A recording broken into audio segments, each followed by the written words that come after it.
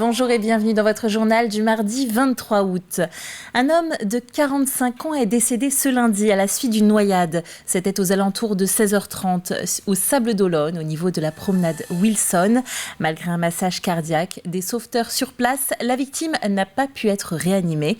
L'adjoint au chef de secteur plage de la ville des Sables-d'Olonne a réagi à notre micro. En tant que nageur sauveteur et MNS, on se doit de réagir à ce type de situation. Donc c'est peut-être dû soit à une imprudence ou bien à un manque de responsabilité. Mais les sauveteurs étaient présents sur zone pour porter assistance et secours à la personne. Donc malheureusement, c'est pas à souhaiter ce type d'incident, mais ça peut arriver sur la plage ou bien ailleurs, que ce soit sur le remblai ou bien chez soi. Donc il faut toujours être prudent et prendre ses responsabilités lorsqu'on vient se baigner. Prenons maintenant la direction de Pissotte, où pour la première fois depuis la création du domaine en 1895, les vendanges viennent de démarrer. Les fortes chaleurs ont avancé de plus d'un mois les récoltes pour le pinot noir. En 2021, c'était en date du 25 septembre. Alors les producteurs s'inquiètent des quantités qu'ils vont pouvoir récolter. C'est du jamais vu, d'autant plus qu'on commence par ramasser du pinot noir pour du rouge, car il est déjà arrivé à 13,8 degrés potentiels en maturité, ce qui est exceptionnel et assez énorme en fait. Voilà. Même en 2003, on n'avait pas vu ça. Là, sur ce pinot noir, ça a plutôt tenu. Il y a d'autres endroits où les grains sont beaucoup plus petits, elles n'ont pas eu l'alimentation en eau pour grossir. Mais on observe quand même des équilibres assez étonnants entre les acidités et les sucres. Donc un millésime qui est à surveiller, mais qui prenait quand même de beaux jus très concentrés. Voilà. Mais par contre, de très faibles quantités au final. J'ai bien peur. Et prudence avec l'eau du robinet à Noirmoutier. Vendéo alerte les habitants sur un léger dépassement du taux habituel de THM, le composant qui permet de désinfecter l'eau. En raison de la sécheresse, l'augmentation des résidus peut avoir un impact sur la santé. Cette alerte concerne les 4 communes de l'île de Noirmoutier. L'eau du robinet peut toujours être consommée à condition de la laisser reposer 24 heures dans une carafe ouverte à température ambiante et non au réfrigérateur. Elle reste sans risque pour les autres usages comme la cuisine ou la douche. Un chiffre à présent, 31, c'est le nombre de tués sur les routes vendéennes enregistrés à ce jour pour 2022. Ils étaient 33 sur la totalité de l'année précédente. Parmi ces 31 morts, 4 concernent des cyclistes et 11 des motos ou scooters. Les 2 roues, objet de toutes les attentions avec des contrôles quotidiens relatifs au rodéo urbain tel que préconisé par Gérald Darmanin. Vous voyez à l'image un contrôle réalisé à Chaland. Écoutons le préfet de la Vendée au micro de Grégoire de Châtillon. Nous avons dans chaque commissariat, les 2 commissariats du département, 3 contrôles à faire par jour qui sont opérés. Et j'ai été la semaine dernière au Sables-d'Olonne pour pouvoir participer à l'un de ces contrôles. Donc ici, on est à Chaland, donc sur un contrôle ponctuel fait dans le cadre de l'activité quotidienne des gendarmes. Non, on n'en a pas. Alors on est bien sûr vigilants. Les forces de police et de gendarmerie y veillent, c'est-à-dire que leurs patrouilles régulières, elles sont là pour éviter ce type de phénomène. Dieu merci, nous n'avons pas constaté de phénomène ici, tant en zone police qu'en zone gendarmerie, mais nous sommes tout à fait déterminés à éviter que de tels phénomènes se déroulent. À noter que 41 procès-verbaux ont été établis en Vendée pour conduite non appropriée depuis le début du mois d'août.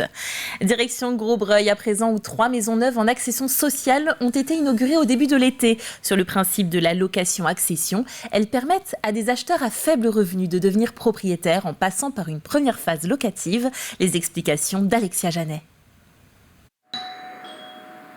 Enfin, Jérémy et Romain peuvent accueillir leurs parents directement chez eux. Ce couple cherche à acheter sa première maison depuis maintenant 2 ans. Tous les 2 rémunérés au SMIC, les trentenaires n'ont pas les moyens d'acheter un logement proche du littoral, là où ils travaillent. Alors ils ont trouvé cette solution, la maison dite en location-accession, c'est-à-dire qu'ils louent dans un premier temps ce logement et à partir de septembre, ils en seront propriétaires.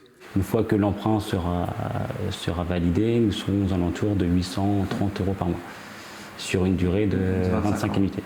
Oh, c'est très bien, parce qu'un couple, généralement, les maisons, c'est plus dans les 200 000, 210 000 €, et ils sont plus aux alentours de 1 000, 1 100 € à rembourser par mois.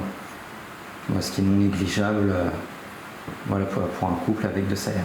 Au final, pour cette maison, le couple dépensera près de 50 000 € de moins que le prix moyen des logements sur le secteur. Ce dispositif permet ainsi aux ménages avec des revenus modestes de devenir primo-accédants. C'est une accession dite sécurisée, donc avec une phase locative de maximum 2 ans. Le but étant effectivement pendant la phase locative de payer l'équivalent de la future mensualité de prêt. La redevance donc sera constituée d'une part loyer et d'une part complémentaire dite phase épargne. Et au moment de l'acquisition, le locataire accédant pourra cumuler cette part épargne pour servir d'apport personnel. C'est donc la solution qu'a trouvée la municipalité de Grosbreuil pour soulager en partie cette tension qui plane sur l'immobilier depuis plusieurs années déjà. Et puis là, ce sont les 3 maisons que nous avons inaugurées le 12 juin. Disons qu'il n'y a pas de semaine où on n'a pas de demande de logement. Mais malheureusement, maintenant, nous n'avons plus de foncier donc à offrir aux nouveaux acquéreurs de terrain. Il faut que nos écoles, entre guillemets, fonctionnent, nos associations, nos équipements sportifs, voilà.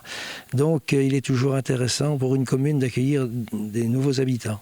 La pénurie de logements concerne aujourd'hui l'ensemble du département et pourtant le nombre d'acheteurs augmente toujours un peu plus chaque année. En 2021, le nombre de ventes a augmenté de 17%, soit plus de 22 000 ventes, un record pour le territoire vendéen. Allez, partons maintenant à la découverte d'un sport aquatique collectif, le water polo. Il n'y a qu'une seule équipe en Vendée, alors pour donner de la visibilité à la discipline, les pratiquants ont décidé d'organiser une compétition en mer. À la Tranche-sur-Mer, un reportage de Colline Davy. Il y a des baigneurs un peu particuliers sur la plage de la Tranche-sur-Mer. Ici, on joue avec un ballon, mais aussi un casque et des buts. Il s'agit d'une initiation au water polo et chacun y trouve une envie d'essayer. En fait, comme on aime bien l'eau, on s'est dit on va essayer quoi. Ça coupe un peu du temps libre, mais ça peut être cool. Parce que c'est un sport qui est différent des autres. Moi j'adore aller dans l'eau et du coup un sport qui est dans l'eau c'est bien aussi. Aussi l'esprit de collectivité parce que comme elle a dit, les grands ils faisaient pas que la passe au plus fort, ils nous faisaient aussi la passe. Si le sport se pratique en piscine, aujourd'hui, comme pour les 6 destinations du projet, direction la mer. Dans notre région, le water polo est encore pas très développé, donc le but c'est de le développer. En fait, on le fait aussi en mer pour essayer d'attirer au maximum de personnes et du coup avoir un petit peu plus d'impact. Il y a généralement quand il fait beau sur une plage, il y a beaucoup de monde. Donc voilà, le but c'est de toucher le plus de personnes possible. En Vendée, il ne reste qu'un seul club en compétition à La Roche-sur-Yon. Alors pour essayer de renforcer les troupes, certains amateurs témoignent de leur passion. Pour la Vendée, ça serait bien et pour nous aussi qu'il y ait d'autres clubs qui se développent. Je pense que même si c'est des vacanciers qui ne se inscriront pas forcément en Vendée, ça fait déjà parler du sport. Même si ils ne viennent pas jouer avec nous dans l'eau, au moins ces personnes peuvent voir le terrain et du coup se dire c'est quoi ça et puis venir nous parler, on explique notre sport. Donc déjà oui, même sans venir jouer, ça permet d'avoir un peu de visibilité. Des créneaux découvertes seront proposés à partir de septembre à La Roche-sur-Yon. L'occasion pour ceux qui ont raté le coche à la mer de se jeter dans le grand bain. À Bretignolles-sur-Mer, ce dimanche se déroulait le marché des créateurs organisé par Vendée Miniature. Le rendez-vous en est à sa 3e édition et rassemblait une quinzaine de créateurs exclusivement locaux. On pouvait y trouver poterie, céramique, couture, bijoux ou encore des producteurs de gourmandises à manger ou bien à boire. Allez, on en prend plein les yeux à présent avec la suite de notre série consacrée aux arbres exceptionnels de Vendée. On en découvre un nouveau chaque jour et ce soir, nous nous rendons à Aizenay où un séquoia géant protège une maison de retraite. Ce spécimen est unique en son genre de par son histoire, mais je n'en dis pas plus. Écoutons Grégoire de Châtillon nous la conter. Situé route de Nantes à Aizenay, il trône tel un géant dans la cour d'une maison de retraite bientôt réhabilitée. L'histoire de ce séquoia géant n'est pas connue. Ce que l'on sait, c'est que ce conifère emblématique des montagnes de Californie fut introduit en France dans les années 1850.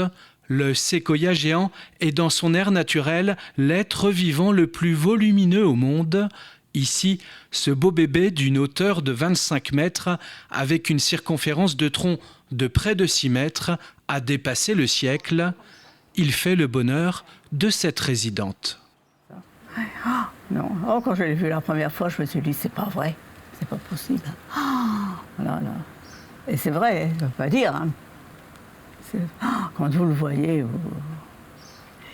il est tellement, c'est un amour. Vous savez, pour en trouver un deuxième, il faut aller loin. C'est un séquoia peu ordinaire. Vous l'avez peut-être repéré, mais l'arbre n'a pas vraiment l'allure de ses congénères. En effet, quand il était jeune, il a subi un traumatisme. Ça m'a été raconté par les sœurs qui ont vécu ici. Il a eu un coup de foudre, cet arbre, ce qui fait qu'au lieu d'avoir une pointe traditionnelle, il part comme ça en chandelier et je trouve que ça lui donne un charme encore plus important parce qu'il est particulier de par sa forme. Un séquoia singulier avec ses multiples têtes, un emblème ici pour cette maison de retraite.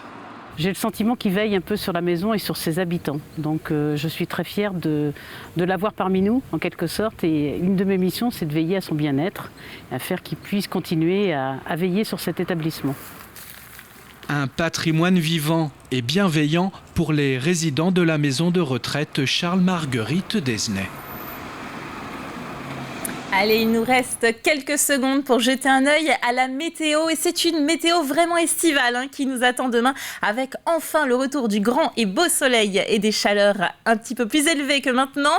On regarde les températures, nous aurons 34 degrés dans les terres et bien sûr un petit peu plus frais au niveau des côtes avec 23 degrés. C'est la fin de ce journal. Merci de l'avoir suivi. Retour de l'actualité demain à 12h30. À bientôt.